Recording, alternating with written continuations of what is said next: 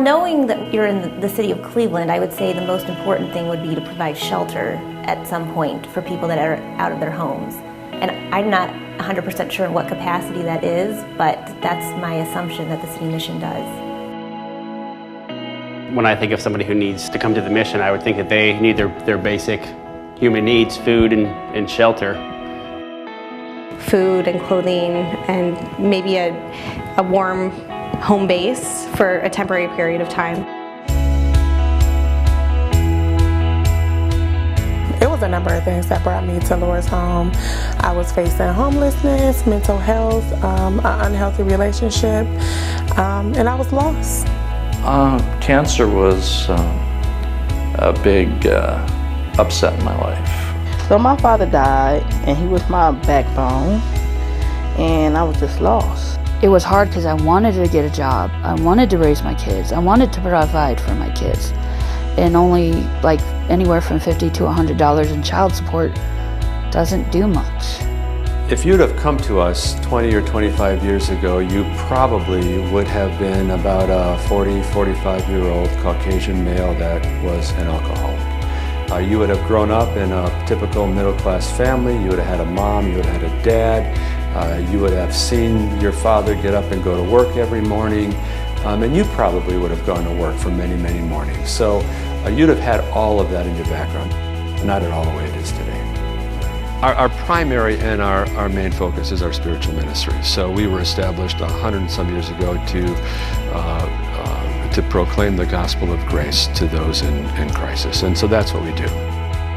The men and women that are coming to us now, they have a much more personal involvement with a case manager that helps to identify the immediate barriers that are preventing them from moving forward. They have access to remedial adult education.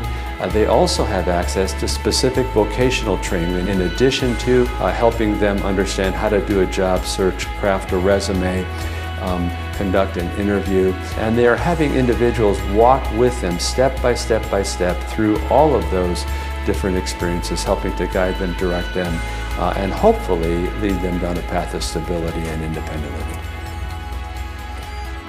So this is our kitchen.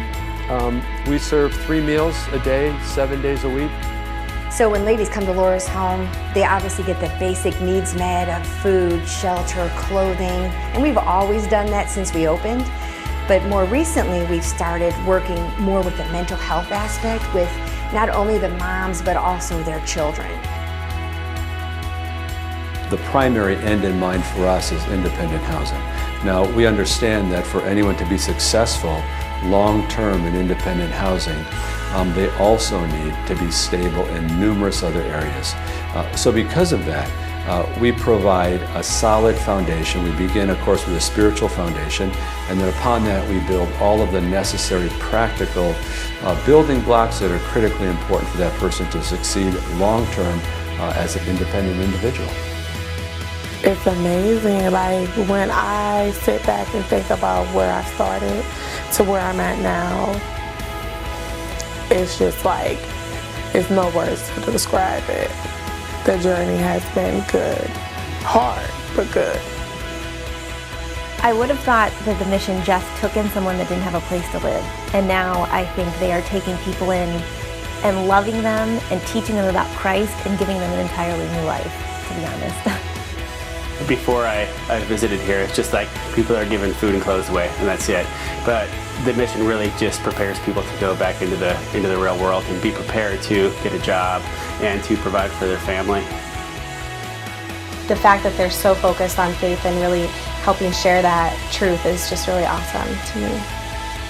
I was very impressed with the way that somebody has taken the time to think out all the different aspects basically that make up a person and that give them skills, from financial aspects to mental health aspects to budget planning to giving them life skills that they need.